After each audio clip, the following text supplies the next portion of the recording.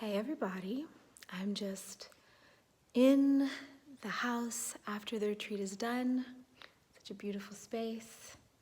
We had hot tub time, we had cave time, we had magic circle time. Here's the room we did our rituals in at the Sedona Goddess Retreat.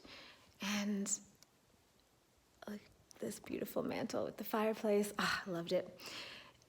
And I'm just sitting as I'm cleaning up afterward and shutting the house down and taking in all of the beautiful energies that we wove during this weekend together.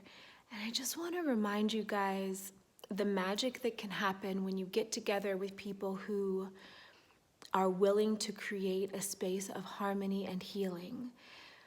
Everyone who came to this retreat was a healer in her own way. And some of them were more classical, as in working in the medical industry. Some of them were more spiritual, for spirit energy healing and channeling and stuff.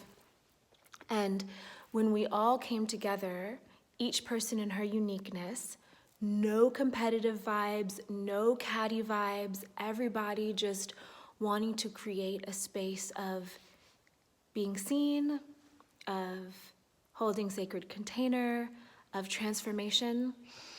What happens is the alchemy is sometimes predictable, sometimes unpredictable, sometimes comfortable, sometimes uncomfortable, but it's always, always, always worth it to do the work to show up, both for yourself and each other. And it was also another added challenge to do this in the time of quarantine, where, for instance, in order to feel safe, we had to trust that each other would legitimately quarantine themselves for 2 weeks, so that we didn't have to worry about passing on the pandemic germ to each other. And whatever it is you believe about that, I have pretty complex beliefs about that, but when it comes to another person's safety, I like to go conservative with what I do to safeguard other people's health. When in doubt, being too safe is great. And it's cool to take care of each other. And it's cool to honor people's sensitivities. And so as I pack everything up, close out the house, readjust everything, make sure that everything's back to the way that we found it in this beautiful space outside Sedona with the cool views there, I find that I'm just really grateful to be doing this work. I'm just really grateful to be able to hold this space.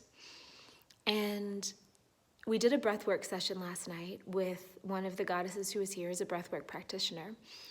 And as part of the session, she called in the ancestors. And I do some work with my ancestors. It's pretty new to specifically call on them. I've been doing it for about a year, but I know there's a lot deeper that I can go. And I felt my ancestors come in from various lineages, from my various DNA strands from different parts of the world. The thing that really struck me and that really felt great was them reminding me of my spirit privilege,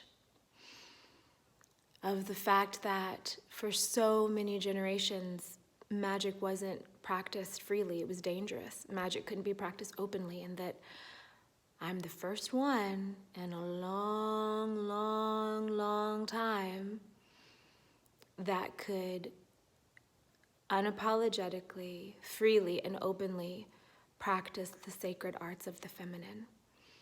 And I'm so grateful for the world that we live in, that they don't burn us at the stake anymore, at least in the nation that I'm in, and that they don't hunt me because I know things or because I feel things, and that I can safely encourage this in others because I know that it's safe, because I see that it's safe, and I feel that it's safe, and I experience a reality in which it's safe.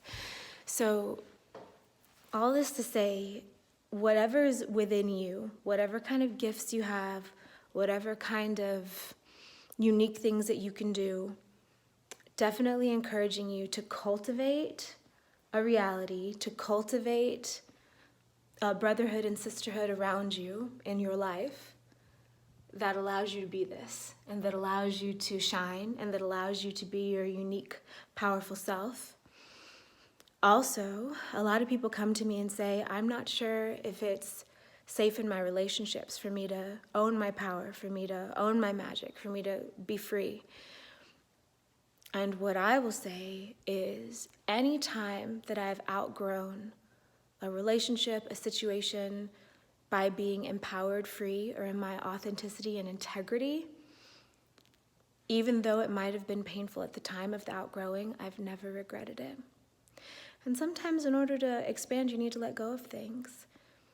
And if you stay on your sacred path, then the people around you will either rise to meet you on their sacred path, which may be different than yours, which hopefully is different than yours, because the point is collaboration and mutual empowerment, mutual growth, or they'll gently fall away and it can be very peaceful. It doesn't have to be traumatic and scary and painful. So yeah, just putting forth the energy, sending you the retreat vibes, the Sedona vibes, and reminding you that this world needs you in your power and your fullness. This world needs you in your strength, in your beauty, in your joy, in your magic. You being more openly this way makes paths so others can as well. And I really look forward to the future generations and what they're going to be able to do because of the work that we're doing now. So just sending out a thank you to all of the beautiful women who came to this retreat and who showed up in such a way that we could trust each other and that we could be who we were and we could hold space for each other in a wonderful way, and who received all the gifts that each other brought. It was really fun getting the gifts together to give the ladies. And I hope that as each of them move forward in their own paths in the world, that they can shine a light that illuminates the way for others as well. Because that's why we do this, to make a world that's brighter all around. Sending you guys lots of love from my soft, grateful, open heart. So glad to be able to do this in the open. And yeah, grateful for you and for this online community, because without it, I wouldn't be able to do this either.